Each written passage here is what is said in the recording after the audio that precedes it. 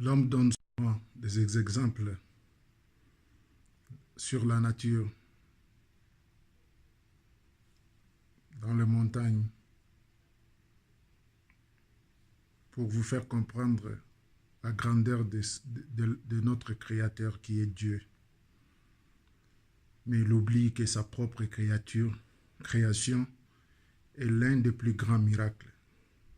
Alors qu'il est en train de fouiller dans sa conscience, dans son esprit, pour vous donner les plus grands miracles, il oublie que sa propre création est le plus grand miracle.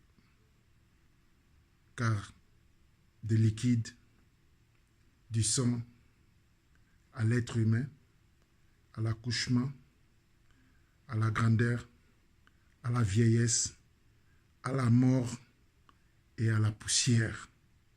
Cela ne suffit pas comme des miracles. Et après de cette poussière, l'être humain sera encore résiré, il sera encore donné la vie pour la deuxième fois. Et il sera conforté devant Allah subhanahu wa ta'ala à propos de ses actes. Cela ne suffit pas comme des miracles. Tu vas à l'hôpital, tu es malade, le docteur te dit arrêtez de prendre ça, arrêtez de manger ça, arrêtez de boire ça. Mais alors qu'un jour, on va t'apprendre la mort de cet docteur. Et si tu te poses la question, il est mort de quoi? On va te dire toujours malade. Il était malade et voici, il est mort. Lui qui empêchait, lui qui conseillait, faisait ça. Mais il va toujours mourir un jour, quel que soit son statut de docteur. Le malheur, c'est quoi dans le monde aujourd'hui?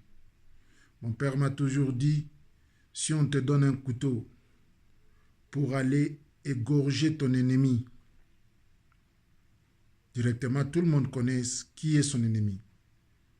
Tu vas courir vite pour aller égorger cet ennemi qui est ton ennemi juré, qui est contre toi, qui veut du mal contre toi. Après avoir lui égorgé, tu es satisfait que j'ai égorgé mon ennemi.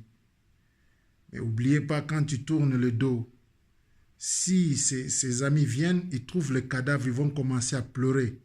Pourquoi? Parce que celui que toi tu prétendais être, celui que tu pensais être ton ennemi, il est aussi l'aimé des autres.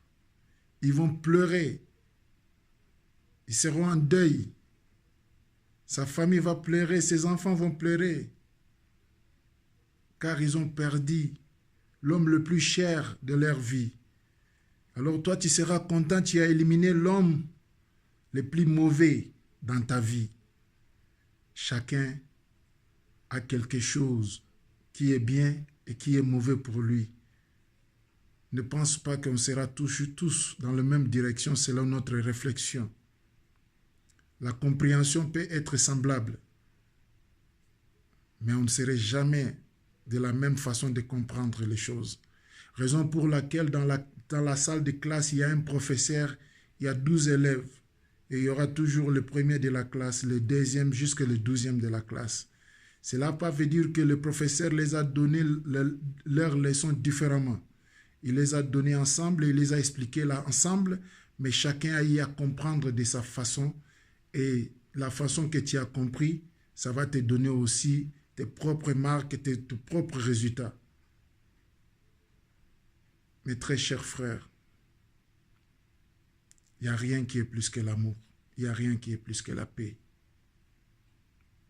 Je vous aime et je vous salue. Par votre frère, par votre cousin, par votre fils, qui est cher que Youssouf, je vous salue partout là où vous êtes.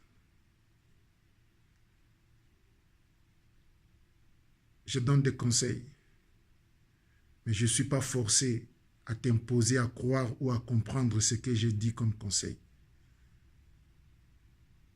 C'est à toi-même de réfléchir comment tu vas recevoir ces conseils, quels sont les impacts de ces conseils, et ça va te bénéficier que toi-même. Tout ce que tu fais, ça va te bénéficier que toi-même. Tu seras le responsable de ça ici ou là-bas ou ailleurs. Merci beaucoup.